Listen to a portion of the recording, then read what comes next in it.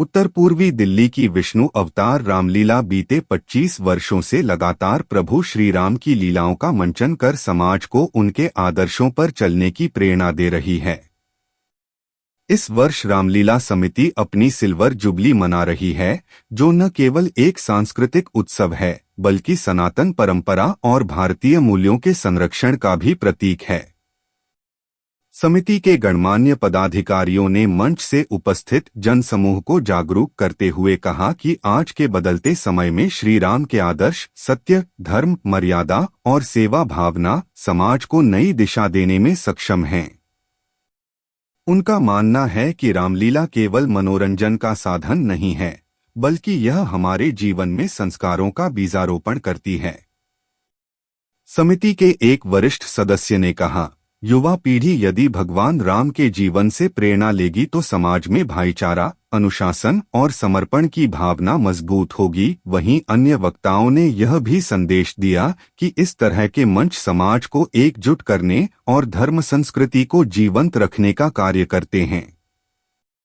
विष्णु अवतार रामलीला समिति ने लोगों से अपील की कि वे न केवल लीला का आनंद लें बल्कि प्रभु राम के आदर्शों को अपने जीवन में उतारकर एक सशक्त और संस्कारित समाज की स्थापना में योगदान दें। देखिए, हमारी विष्णु अवतार रामलीला कमेटी बहुत ही मेहनत के साथ 25वें वर्ष में प्रारंभ कर रही है और मैं धन्यवाद करता हूँ हमारे विष्णु अवतार रामलीला कमेटी की समस्त टीम के लिए, क्योंकि जो आज देखिए बरसात का मौसम है और सब मैदान में जो जल भराव हो गया है, सब अपने घर से आके और नंगे पैर अपने पैंटों को ऊपर करके जो पानी निकालने का काम किया है, मैं ऐसे सभी कार्यकर्ताओं को दिल की गहराई से धन्यवाद करता हूं और प्रभु श्री राम से प्रार्थना करता हूं कि इन सभी टीम के मेंबरों की मनोकामना पूरी करे और हर एक मेंबर अपने आप में बहुत सक्षम है और भरपूर है कि वो अच्छे घर से है, लेकिन श्री राम की सेवा करने के लिए आज वो पानी में उतर के जमीन पे उनके कंच लग रहा है, किसी एक भाई के कंच लग गया है, दूसरा जनरेटर चला है, जिन्होंने अपने घर में उठ के पानी जो नहीं पीते वो आज मैदान पे यहाँ नीचे धरातल पे जाके सेवा कर रहे हैं। ऐसा पहली बार देखने को मिला है कि पूरी टीम पूरी ताकत के साथ आज मैदान को साफ किया है और थोड़ी सी देर में ही अभी मंचन चालू हो जाएगा। भगवान की दुआ से आज लेट हो रही है रामलीला, लेकिन सक्षम रूप से सुचारू रूप से चल रही है। प्रभु की लीला है। आजकल हमारे बच्चे जो हैं, हमारा समाज बहुत सारी चीज़ों की तरफ आकर्षित हो रहा है, सोशल मीडिया, इधर उधर की चीज़ें। तो ये हर साल हर रामलीला कमेटी अपने पूरे प्रयास करती है, सालों साल प्रभु श्री राम जी के चरित्र का रामलीलाओं के माध्यम से मंचन किया जाता है। प्रभु श्री राम जी एक राज घराने में जन्म लेने के बाद, राजा के पुत्र होने के बाद और फिर वनवासी तक की उनकी यात्रा, पिता के वचनों को पूर्ण करने के लिए 14 वर्ष का उनका वनवास, पूरी रामायण में कहीं न कहीं हर पात्र का बलिदान है, पिता का बलिदान है। उन्होंने 14 वर्ष के लिए अपने वचन को निभाने के लिए पुत्र को वन में भेज दिया। पुत्र का बलिदान है, उन्होंने राज त्याग के अपने पिता का वचन का पालन करने के लिए राजपाट त्याग दिया, वन में चले गए। भाई का बलिदान है, 14 वर्ष तक बड़े भाई की सेवा करते हुए जब 1 मिनट के लिए भी नहीं सोए। पत्नी का बलिदान है, सुख त्याग कर राजा की पुत्री, राजा की बहू, चक्रवर्ती सम्राट राजा दशरथ जी की पुत्र वधू, वो भी अपने पति के साथ जंगलों में चली गईं।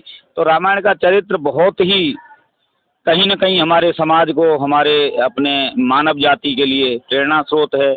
और सारी रामलीलाएं प्रभु श्री राम जी के इस मंचन के माध्यम से अपने समाज में, अपने आने वाली जनरेशन में उस अच्छे संदेश को देने का कोशिश करती हैं कि हमारी जीवन शैली किस तरीके की होनी चाहिए, हमें अपने जीवन को किस तरीके से प्रभु श्री राम के गुणों से कुछ न कुछ सीखते हुए निर्वहन करना चाहिए और बुराइयों को हमें त्याग देना चाहिए।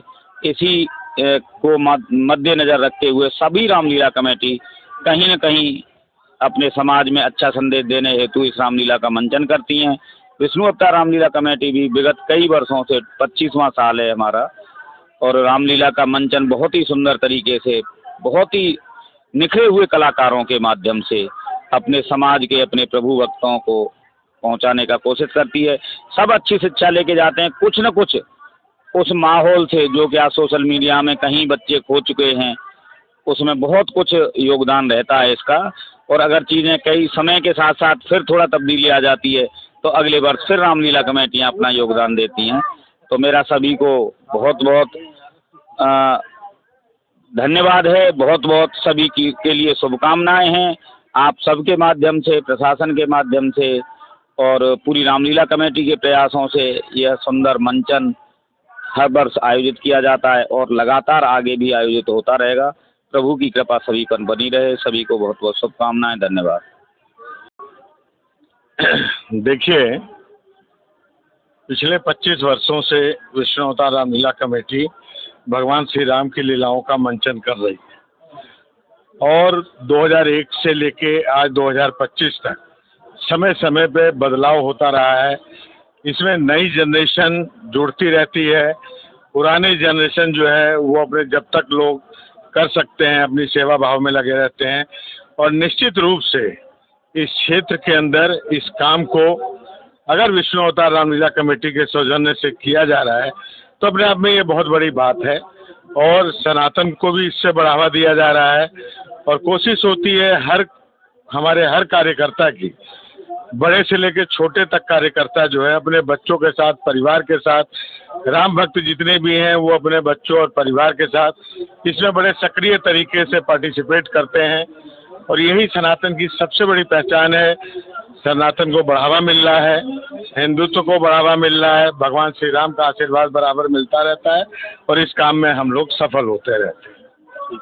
ये रामलीला कराने में पूरे वर्ष की मेहनत होती है, एक बारिश के दिन का मेहनत नहीं होता। दर्शक दीर्घा सनातनी आते हैं, रामलीला देखते हैं। विजयदशमी के दिन रावण का दहन होता है, लेकिन उसके बाद से अगले रामलीला की तैयारी में हम सभी कार्यकर्ता लग जाते हैं। ये पूरे साल की मेहनत है जिसको आप लोग देख रहे हैं। तो बरसात हो या कुछ भी हो, राम का नाम कभी भी कम नहीं पड़ेगा, धीमा नहीं पड़ेगा। आप लोग को पता होगा कि जब कोई बच्चा जन्म लेता है तो बड़े बुजुर्ग से उसके कान में राम राम बुलवाया जाता है, और जब अंतिम समय आता है तब भी राम राम बुलवाया। राम की महिमा अपार है। और जो रामलीला देख रहे हैं ये भगवान शिव शंकर ने पार्वती को ये समझाया था, ये सुनाया था कि भगवान शंकर और शिव किसकी पूजा करते हैं। भगवान शिव के मुखार बिंदु से पार्वती जी को ये सुनाया गया कि मैं जिसकी पूजा करता हूँ उनका नाम मर्यादा पुरुषोत्तम राम है। लीला चलती रहेगी। दूसरी बात है, कई लोग एक है तो सेफ है को राजनीतिक बयान के रूप में देखते हैं। मैं बोलता हूँ एक है सेफ है, एक है तो सेफ है। आप रामलीला कमेटियों में देखिए, आपके बगल में दर्शक दीर्घा में कौन से जाति का व्यक्ति बैठा है आपको पता है क्या?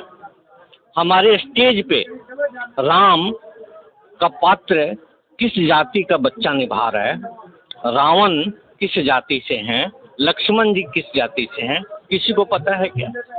तो एक है तो सेफ है का परिचायक है। और जिस तरह से कुछ अल्पसंख्यक धर्म के लोग अपने धर्म के प्रचार के लिए उत्पात मचा रहे हैं, आई लव मोहम्मद का नारा और पोस्टर लेकर के सड़कों पे उतरे हुए हैं, ये हम लोग एकत्रित होकर के रामलीला देखें, अपने हिंदू त्योहारों को गर्वान्वित होकर के उसको मनाएं, ताकि हमारे सनातन की एकता का हमारे विपक्ष के धर्म के लोगों को भी पता चले कि हम लोग एकत्रित हैं, संगठित हैं और हमें पूरे परिवार के साथ आप अपने बच्चे के साथ भी आकर के रामलीला को आपको देखना चाहिए, क्योंकि अगर आपका बच्चा अगर रामायण का एक चौपाई भी सीख लिया, समझ लिया, तो जीवन में वो डॉक्टर, इंजीनियर, आईएएस बने या ना बने, लेकिन वो एक अच्छा इंसान जरूर बनेगा। वैद्य बाबूराम वर्मा, 15 सालों का इलाज का भरोसा। हमारे यहाँ आयुर्वेदिक औषधियों के द्वारा सभी बीमारियों का सुविधाजनक इलाज किया जाता है, जैसे खांसी, सांस, दमा, बुखार, टाइफाइड, मलेरिया, पीलिया, बवासीर, शुगर, हेपेटाइटिस, खूनी बवासीर, पिरमे, श्वसन लघु शंका आदि का इलाज आयुर्वेदिक पद्धति द्वारा किया जाता है। इसके अलावा सभी बीमारियों की जांच भी तसल्ली बख्श की जाती है, जैसे अल्ट्रासाउंड, एक्सरे, ईसीजी, रक्त, मलमूत्र, वीर्य की जांच इत्यादि। हमारे यहाँ दिल्ली सरकार द्वारा टीकाकरण, टीबी का इलाज व जांच मुफ्त की जाती है। हमारा पता है वैद्य बाबूराम वर्मा चैरिटेबल सोसाइटी, 329 गली number 9, Mandoli extension, near Nand Nagri bus depot के सामने, दिल्ली 93। आप हमारे नंबरों पर भी संपर्क कर सकते हैं। हमारे फ़ोन नंबर हैं 9213329205, 9211478312, 9910418312।